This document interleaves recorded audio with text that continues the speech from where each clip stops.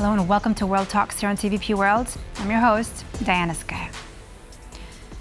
Germany has extended its border controls, reigniting debate over the future of Schengen and how to handle migration in a way that is both humane and secure. Now, with Polish border checks also now back in place and a high-stakes summit coming up in the Alps, the question now is whether we're really seeing a shift in Europe's migration policy. And to help us unpack this all from a diplomatic perspective, I'm joined by former German ambassador to Poland, Rolf Nikel. Sir, welcome to the program. So glad to have you with us here this evening.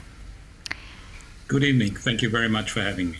So let me begin by asking you this. Now Germany has extended its border controls with Poland, with other neighbors. Sir, from a diplomatic standpoint, do you view this as an absolute necessary security measure? Is it an absolute necessity? Well, let me first state that illegal migration, is a European issue.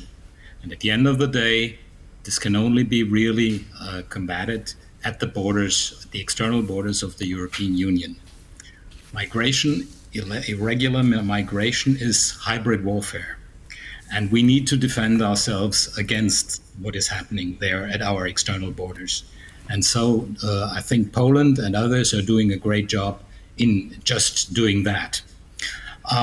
Now, the common asylum system in the European Union is elaborated and it will enter into force in May 2026. Now, internal debates in all of our countries make this a pretty pressing issue. And so things have been done on the bilateral borders, both from Germany, Poland, and others, in order to ensure that irregular migration does not feed political extremism in our countries. And that's why one has to see this in this perspective, in this broader perspective of the European solution to the problem. And with exactly what you just said, since July 7, the Polish government has also reinstated border checks, including with Germany, also with Lithuania. Do you think that until now they've been effective, or are they actually working or possibly pushing the issue elsewhere, in your view? The debate in Germany about this is ongoing.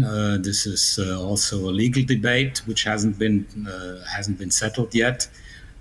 So far, we have been able to block a number of illegal crossings. We also have taken action against human smugglers, human trafficking, and I think from our perspective, it's been efficient.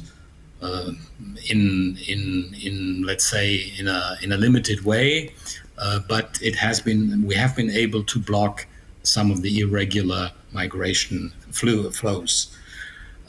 With respect to the Polish border controls, I can say that I can understand that when you see that other countries are doing this, you want to do this as well. But as far as I can see, the numbers that are provided by the Polish side are very limited. So this all has to be weighed against the difficulties that it creates for the Schengen area, especially for trade and investment, and also for the people who live on the borders and who work on the one side and live on the other side. So they have to undergo sometimes longer queues.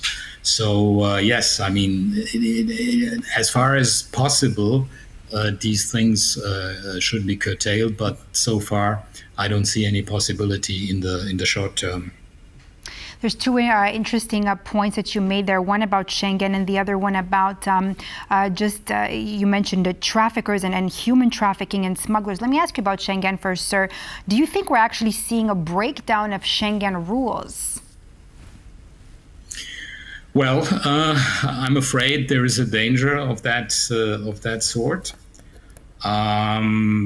When bilateral controls at borders become permanent or semi-permanent, then of course that'd be a huge blow to the Schengen area.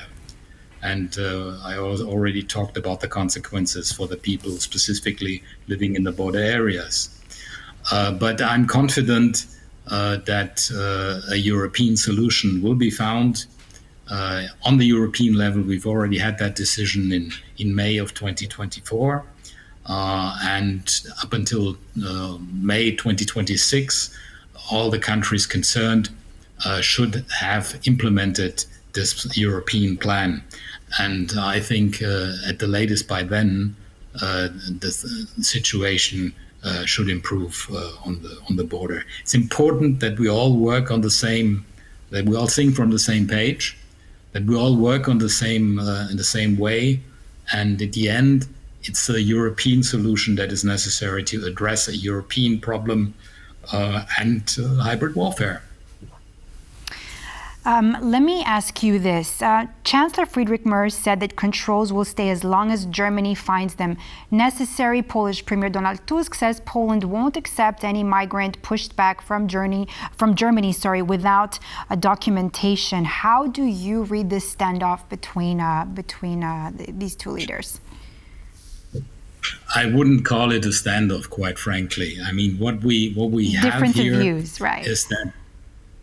Yeah, there may be different views, and we all have domestic policies, and we have people on both sides of the border who are advocating certain things. The important thing is that we don't lose track of the bigger issue, which is the European solution to the problem.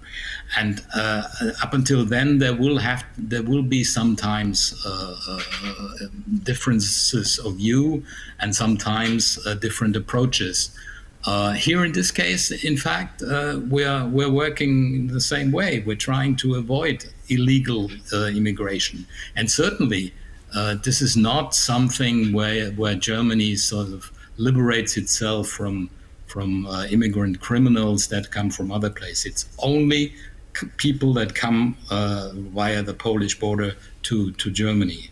So this is not.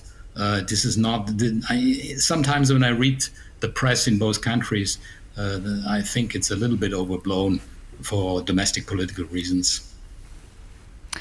Do you think that Germany is still a top destination as much as it was years ago for migrants, or are you seeing a shift now? There is a shift in a sense that we have now less asylum seekers, according to the statistics, quite importantly so. We have introduced a number of regulations. We have reduced our pull factors. For example, we have taken resolute action. We have suspended family reunification for beneficiaries of subsidiary protection. We have also ended or suspended fast-track naturalization for foreigners. So this is part of the broader picture of Germany reducing its attractiveness for foreign migrants. And if you refer to Friedrich Merz, he also was quite critical just recently about Angela Merkel's policy. So there is really a change in German policy with respect to migration, quite obviously. You know, you mentioned the family reunification, and let's be honest, it could be quite an issue for many citizens. But now, my question to you is the following: I mean, how can these new border controls, which obviously can mean quite a lot of uncertainty, separation, from a human perspective and a humanitarian perspective, how do you think countries like Poland, like Germany, should actually balance border security with compassion? I think we have to take those humanitarian considerations, of course, into consideration. It is clear that we will not change our political system. We're just reducing some of the pull factors that have led to the situation which we've experienced in 2015, where, to be honest, Germany lost control of its borders, and we cannot let this happen again. So obviously, border controls and security have to be balanced against these humanitarian considerations. But I still think that Germany is a human country. It's a humanitarian country, and for those who really have the right, who are asylum seekers who have been attributed this title, then they will receive the necessary protection. But as one of our former presidents once said, we have a big heart, but we have limited possibilities. Sir, and now let me just ask you about this summit, this upcoming summit on the 18th of July. Correct me if I'm wrong. What can we expect from it? Would this meeting actually be able to lead to a better EU cooperation on the migration issue? What can we really, what are the outcomes that we can expect from this? I think that's the intention of Interior Minister Dobrindt, who organized this meeting for his colleagues from a number of countries neighboring Germany, France, Poland, Czech Republic, and Denmark, I believe. And I think those countries can work together in order to make sure that the common asylum system of the European Union will be correctly implemented.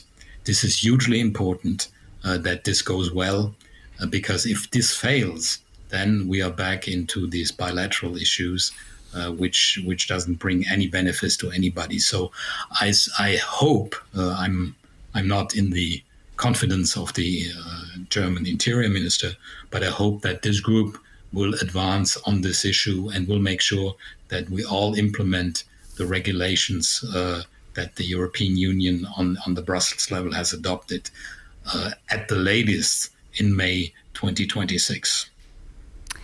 Thank you so much, Rolf Nikel, a former German ambassador to Poland, for all your input and all your insight here with us on World Talks this evening. Thank you very much. All the best. And that's all for this edition of World Talks here on TVP World. I'm Diana Skaya. Thanks for watching.